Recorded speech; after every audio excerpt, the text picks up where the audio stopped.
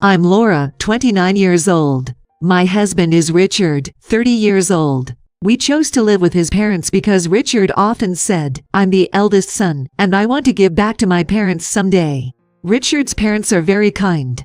They have strong, consistent values that I deeply respect. I thought to myself, if we have kids in the future, it would be beneficial for them to learn about society by being around their grandparents. So, I was in favor of living together.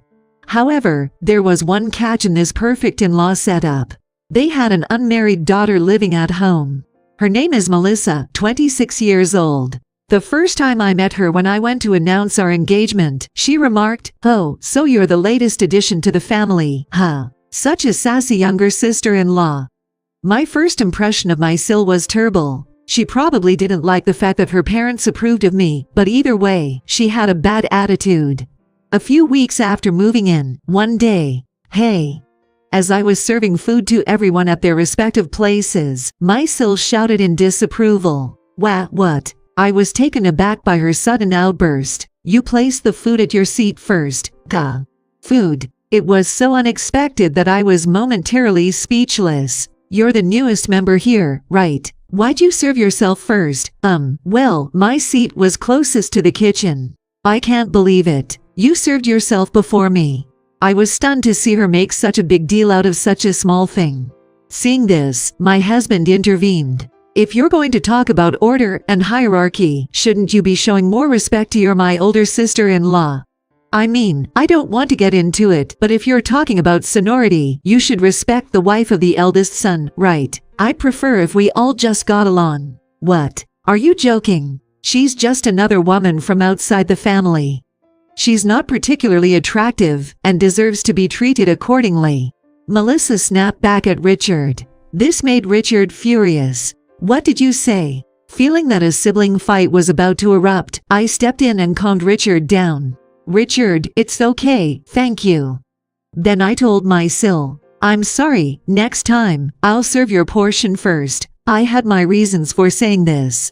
They's no good in having family arguments. The main reason is that we have to live together for a long time. Another reason is that I heard from Richard that Melissa is currently seeing someone and is probably getting married soon. Once she moves out, our relationship will likely change. It seemed too tedious to get into arguments until then. However, Melissa's condescending attitude towards me did not end there. When I returned home, she'd order me, "Get me a drink."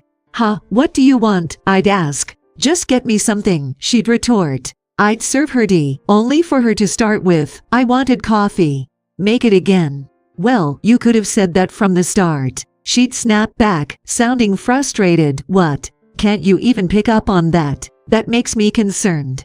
You should at least know the preferences of those above you."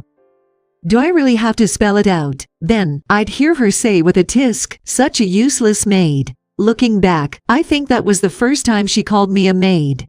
Her condescending attitude and treating me like hired help only increased from there. However, I had a hunch that she wouldn't act out when her father and mother were around. She probably felt guilty, knowing she'd get scolded. I considered talking to her parents about it, but I felt they probably wouldn't want to hear anything negative about their own daughter. To avoid any unjust treatment, I naturally tried to be around when her parents were present. Then, one night, it happened. Past midnight, she came home completely drunk. By then, her parents had long gone to bed. I had already been asleep too, but she woke me up, complaining, "Why are you in bed before me?" More than the rude awakening, I was worried as she was stumbling drunk and could get hurt. So, I half carried her to the living room. Collapsing onto the sofa, she slurred, "Today, I quit my job. It was my farewell party." "I see, I'm sure everyone will miss you at work." "Well, I guess I'll be going now," I started to say, but she continued. "And he graduated from New York University. Impressive, right? And he works for this major bank. Sorry if these details sound cliché.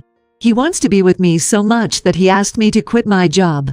I'm gonna be a full-time housewife when we marry, but it's different from your situation. Just the two of us. Not depending on my parents and cutting corners in life for a child we're not sure when will come. Unlike your bland mushroom soup, which sounds like food for the po, we can afford to order food from any restaurant on Uber Eats every day. That's the difference between us. I'm not like you, plain-faced maid. Hey, get me some water, maid. Maid, you woke me up in the middle of the night to say that, I muttered under my breath. Seems my annoyance showed on my face. When my sister-in-law, probably emboldened by a few drinks, fixed me with a sharp glare. She stared me down with those eyes. What's with that look? Are you defying me? 'Cause you are just a maid, right? Living off my parents. It's only fitting to call you that. Ahahaga.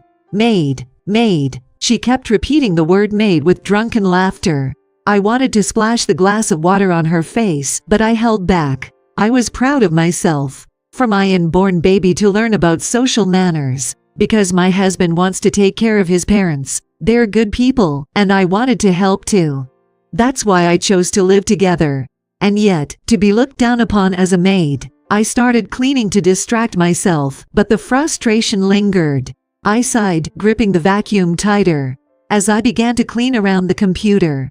What's this? It looked like my sister-in-law was making wedding invitations, as there was a test print on the table. I took a closer peek. There was a name on it. Wait, I know this guy. Looking at it made me think. I might have a chance to put my arrogant, good-for-nothing Sil in her place. With this, I could spare my family any unpleasantness. A thrill ran through me. On the day my Sil brought her boyfriend home, I had just cleaned the balcony and garage and returned to the house. Just as I got back inside, my Sil, in a huff, came into the kitchen. Hey. Took you long enough. Checking the clock, it was only 10 minutes past when we agreed to meet. It was 10 minutes ago, but it seemed her guest had already arrived. Why would you clean the balcony right before this? Seriously, you lack common sense. Be of some help for once. Hurry up and serve the tea, you maid, she nagged. I purposely echoed back, maid. How many times do I have to tell you? You're basically the maid. I've been saying this since you arrived. Always at the bottom, and you never catch a hint. If you were a real maid, I wouldn't have renewed your contract. My echoing infuriated her, and her voice rose in volume. Perfect. With her volume, anyone in the living room would surely hear. I smirked to myself. Feigning innocence, I went to serve the tea. There he was. Michael. I called out to him. Just as I suspected. I had a hunch seeing the name, and sure enough, there he was. My sister's fiancé looked up. Huh. Laura. Michael, her fiancé, called my name in surprise. You haven't changed at all. Still as thin as ever, I said, smiling at Michael. What? Wait. You two are acquaintances. My Sil, looking stunned, kept turning her head between the two of us while raising her voice. More than acquaintances. I felt my heart race. Laura, she was my first love, he said. At these words, my SIL's face went pale, and she almost collapsed into a chair. No way. You were engaged to this woman. You were just a second-hand product. The word second-hand didn't escape my ears. People who usually belittle others tend to slip up.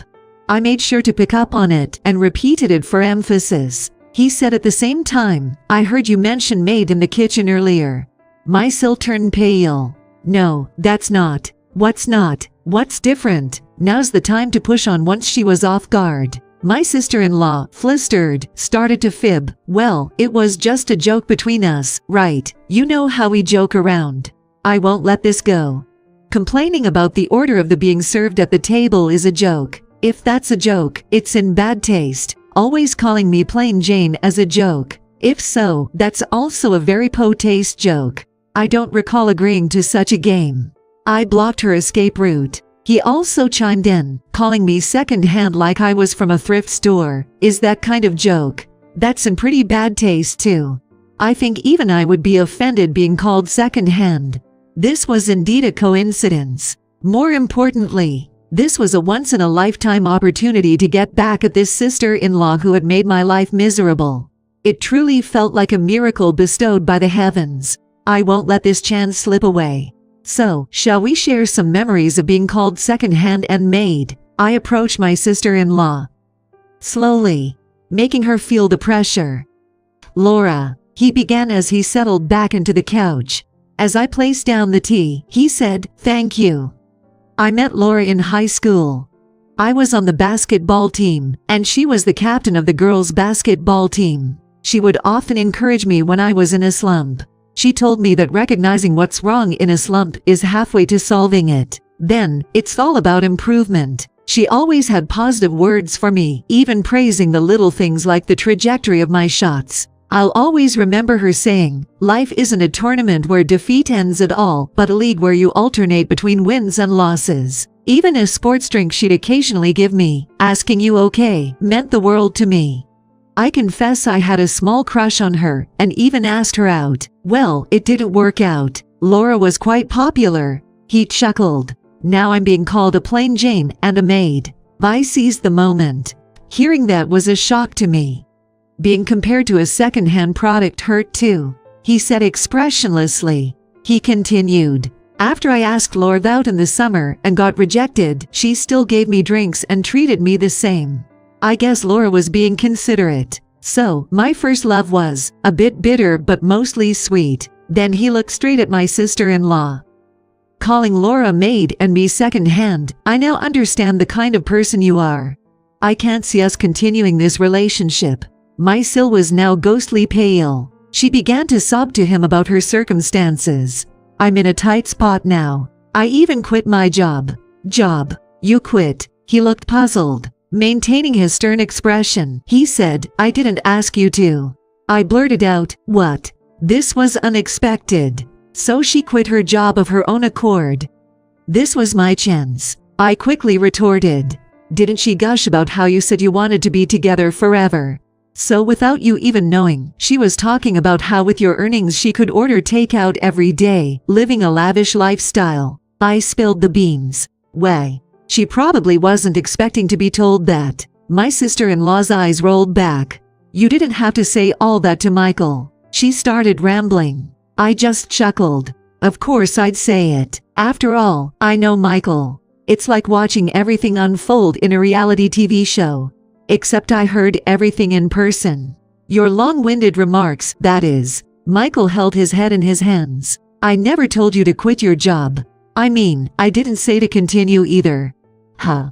If you graduated from a college like NYU and work at a major bank like JP Morgan, we'll be just fine. She snapped back. But it was now just making things worse. Michael sighed. Then he shrugged. Listen, did you decide to marry me because of my university and my job? Normally, you wouldn't think of marrying someone who calls you second-hand, right? From his words, it was clear that Michael was leaning towards breaking off the engagement. My sister-in-law, probably wanting to avoid that, became increasingly frantic. She started making excuses that weren't really good ones. Look, calling you second-hand can't be helped. It's a stain on your past, sure, but while we can't erase the past, we can create a future. Michael's words grew harsher in response to her defensiveness. I told you, I don't see it as a stain. In fact, I said it was a good memory. Are you even listening? The conversation started to fall apart. Even just listening from the side, I could tell that, maybe due to her agitation, my sister-in-law's points were way off the mark. And my increasingly flustered sister-in-law began to blurt out nonsensical words. Seriously? So, how are you going to take responsibility for me quitting my job? Are you going to pay me damages and support me with that money or something? If that's the case, we might as well get married. Come on, marry me. Right now. Right this instant. My sister-in-law grabbed Michael by the collar and started yelling. I never asked you to quit. Michael began. Did you really quit of your own accord? A trembling voice interrupted. Turning to the source of the voice, there stood my mother-in-law. I heard voices from downstairs, so I thought Michael was here. When I came down, I saw the two of you arguing loudly. I was waiting for a moment to step in, but what I heard was so unbelievable that I just froze. My Mill had a grim look on her face. Behind her, my father-in-law stood imposingly.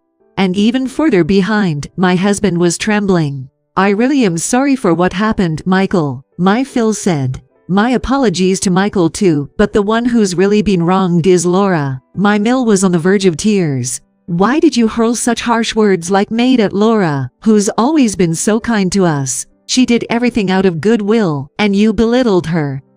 Apologize now. Mom, Laura is. My husband spoke with a hoarse voice. Laura didn't want you to hear bad things about your own daughter. She endured it all on her own. I knew about it. But I'm sorry, Laura. I wasn't aware you were being called a maid recently. Apologize now. Mymel slapped my sister-in-laws on the face. Reluctantly, gritting her teeth, and glaring at me, my sister-in-law managed to choke out, I'm sorry. However, Michael said coldly, you don't have to apologize to me. I'd like you to apologize to Laura, and hope you never treat her this way again. I don't want to see my first love cry. But I don't need your apology. I feel bad for your parents, but it was a good opportunity to see what kind of person you are before marriage. Let's forget this ever happened. He then told my tearful sister-in-law, if you have a problem with second-hand, then you should have stayed away from me. What? I quit my job for you. What are you going to do about it? She screamed. As I said, I never asked you to quit. Michael replied as he got ready to leave, apologizing once more to Mymel and Phil. At least make it look like I dumped you. My sister-in-law yelled again. Enough is enough. My Phil also slapped my sister-in-laws on the face. Michael, thank you for coming today. I hope you'll find a wonderful person next time, he said, gently patting Michael's shoulder. After that, my sister-in-law was kicked out of the house. Laura, I'm so sorry for everything, Mymel said, apologizing even though she hadn't done anything wrong. We truly appreciate everything you've done for us. I married into this family because I really like you and father. I want to be with you always. Forever, I said, holding Mymel's hand. My in-laws disowned my sister-in-law, vowing not to let her near me again. Months later, my sister-in-law sent an email to my husband asking for financial help, saying I can't find a job and can't pay my rent, but my husband blocked her in front of me. Several years later, I heard Michael got married. We started to keep in touch again ever since the incident with my sister-in-law. He had told us he married a co-worker.